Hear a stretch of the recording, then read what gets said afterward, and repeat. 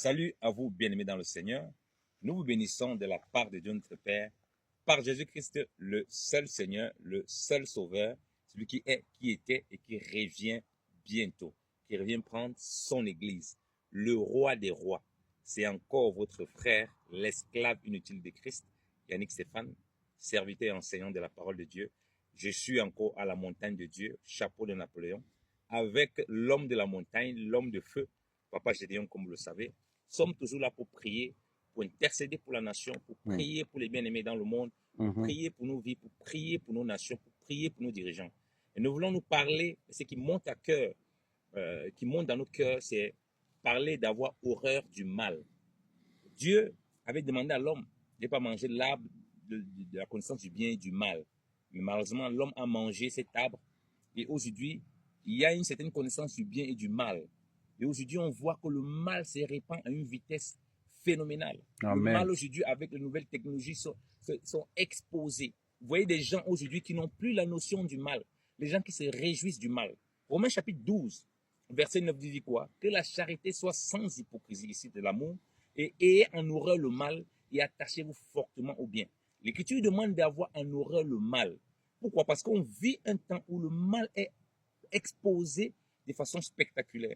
Vous voyez sur les réseaux sociaux, les gens qui se réjouissent même du malheur des autres. Vous voyez sur les réseaux sociaux, les gens qui filment pendant que quelqu'un est en train de souffrir, pendant que quelqu'un est en train de perdre la vie, au lieu de l'assister, on le filme. Pour nous montrer à quel point le mal habite l'homme. Dès que l'homme a mangé le fruit de la connaissance du bien et du mal, il est habité par le mal. On vit un peu comme au temps de Noé. Les gens étaient tournés vers le mal. Les gens sont tournés vers le mal. Les gens se réjouissent de faire du mal, du tort aux autres. Vous voyez les gens même qui ne connaissent pas quelqu'un, ils vont sur les réseaux sociaux. Comment il insulte la personne, tu te demandes même s'il la connaît. Tellement le mal anime les gens. On ne comprend pas ce qui se passe. Nous vivons des temps difficiles. Et on voit des chrétiens qui se retrouvent là-dedans, qui se réjouissent du malheur. Même quelqu'un qui t'a fait du mal, tu ne peux pas te réjouir de son malheur. C'est pourquoi le Seigneur dit de prier pour ceux qui nous persécutent. Bien aimé, avoir horreur du mal, c'est la seule façon de s'attacher au bien. Parce que si tu t'attaches fortement au bien, comme Romains chapitre 12, 9 nous dit, tu auras horreur du mal. Tu ne peux pas avoir horreur du mal sans t'attacher au bien. Tu ne peux pas avoir horreur du mal sans t'attacher au bien, c'est-à-dire au bien qui doit accompagner les autres. S'attacher au bien, c'est souhaiter le bien aussi pour les autres. C'est vouloir le bien pour les autres. C'est donner le bien aux autres. Or, le bien doit être ta nature pour que le mal soit en horreur. Parce que ce n'est pas ta nature. Donc, quelque chose qui n'est pas ta nature, ce n'est pas naturel pour toi, tu ne peux pas supporter ce mal. Mais aujourd'hui, qu'est-ce qui se passe? Les railleries par-ci, les moqueries par-là, les persécutions des gens par-ci, par-là, parce que l'homme est attaché au mal. Vous voyez même dans des familles, comment des gens se réjouissent du malheur. On voit le péché dans toutes sortes de méchanceté. Les gens se réjouissent, quelqu'un a commencé une affaire, il a fait une affaire, il prospère. Mais les gens se réjouissent que l'affaire tombe. Amen. Quelle horreur, quel mal. Et tu vois des chrétiens, les gens ils se disent chrétiens.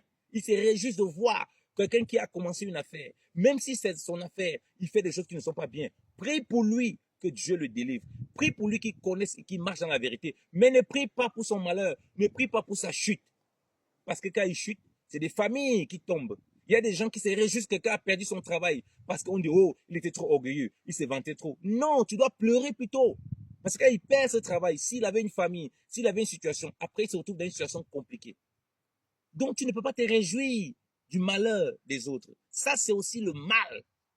On se réjouit de la souffrance des autres. On est content de voir les gens souffrir. Ça, c'est le mal. Et dans l'église, tu vois beaucoup de personnes comme ça. Soi-disant, les personnes les ont fait du tort. Ils sont contents et disent, ah, c'est bien fait pour lui. Bien aimé, ce n'est pas la voie du Seigneur. On dit d'avoir en horreur le mal, sous toutes ses formes. Horreur de faire le mal aux autres. Horreur de se réjouir du mal qui arrive aux autres. Du malheur qui touche les autres. Parce que ce malheur peut aussi t'arriver. Puisque la parole de Dieu déclare que le malheur atteint souvent le juste, mais l'Éternel l'en délivre toujours. Donc le malheur peut t'atteindre, comme le malheur peut atteindre les autres. Comment se fait-il qu'on se réjouit du malheur des uns et des autres? Comment se fait-il que parce que quelqu'un t'a blessé, tu dois souhaiter tout le mal dans sa vie? Même si tu ne le dis pas de ta bouche, dans ton cœur, tu as ça. Tu portes ça dans ton cœur. Tu gardes ces blessures. Voilà pourquoi ta vie spirituelle n'avance pas. Mais c'est une vie remplie de méchanceté et de mal. Comment est-ce que tu formes des plans pour que quelqu'un ne réussisse pas dans des projets qu'il fait? Comment est-ce que tu formes des plans pour que quelqu'un soient maltraités. Aujourd'hui, on voit, c'est vrai, il y a les gens LGBT, homosexuels, qui font plein de choses. On n'a pas à les juger, on n'a pas à les condamner, on n'a pas à les traiter de toutes sortes de noms. Ils sont tels qu'ils sont. On doit prier pour eux. On ne peut pas les persécuter. On ne peut pas les souhaiter le mal. On doit pleurer pour eux qu'ils rencontrent le Seigneur. Ce qu'ils font n'est pas bien, mais ils ont besoin de la délivrance de Christ. Ils ont besoin de connaître le chemin de Dieu. C'est une voie qu'ils ont choisie. On n'a pas à les saboter. On n'a pas à les humilier. Chrétiens, arrêtez.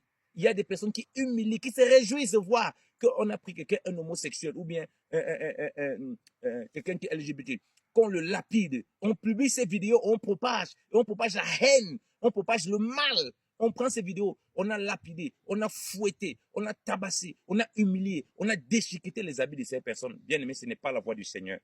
Je nous en prie encore, ayons en horreur le mal, quelle que soit la forme du mal. Attachons-nous fort. C'est ça qui fait que la charité est sans hypocrisie. Que le Seigneur nous bénisse abondamment, qu'il nous donne d'aimer notre prochain vraiment sans hypocrisie. Avec le cœur du Seigneur, Dieu a tant aimé le monde qu'il a donné son Fils unique, afin que quiconque croit en lui ne périsse point, mais qu'il ait la vie éternelle. Dieu veut que tout le monde ait la vie éternelle par Jésus-Christ, le seul Seigneur, le seul Sauveur. Nous devons partager cet amour de Dieu et en aimant les gens, quel que soit le mal, les blessures et les choses qu'ils nous font. Et nous ne devons pas encourager le mal. Nous ne pouvons pas filmer les gens pendant qu'ils sont en train de souffrir ou de les assister. Nous ne pouvons pas nous réjouir du mal qui arrive aux autres. Ce n'est pas bien. Nous ne nous réjouissons pas du péché. N'encourageons pas le péché, mais ne profitons pas de ça aussi pour diaboliser, pour détruire, pour persécuter ceux qui vivent dans la débauche ou bien qui vivent dans les voies qu'ils ont choisies. Notre devoir est de les apporter la parole de vérité, de les apporter l'évangile, de les apporter le salut et de prier que le Seigneur touche le cœur. C'est ça aussi, en avoir horreur du mal.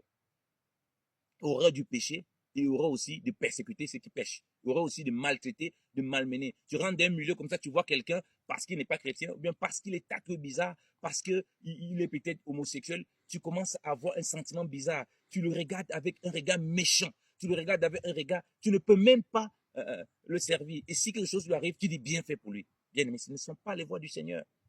Le cœur doit être rempli d'amour et de compassion. C'est aussi ça, avoir horreur du mal. Nous ne devons pas penser nous ne devons pas penser mal des autres, nous devons penser que pour le bien pour eux. C'est là où on glorifie le Seigneur dans toutes choses. Dans nos maisons, dans les réseaux sociaux, c'est grave.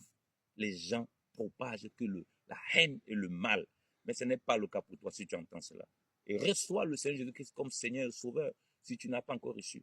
Car il est là pour changer ton cœur de pierre en cœur de chair et te donner la vie éternelle, un cœur qui s'attache à lui. Et toi, enfant de Dieu, détourne-toi de ces voies et de ces enseignements démoniaques. Ce ne sont pas les enseignements du Seigneur. Que la paix du Seigneur soit avec vous et que vous soyez encore remplis du bien et du Seigneur. Paix du Seigneur soit avec vous au nom de Jésus-Christ. Amen. Amen. Soyez bénis.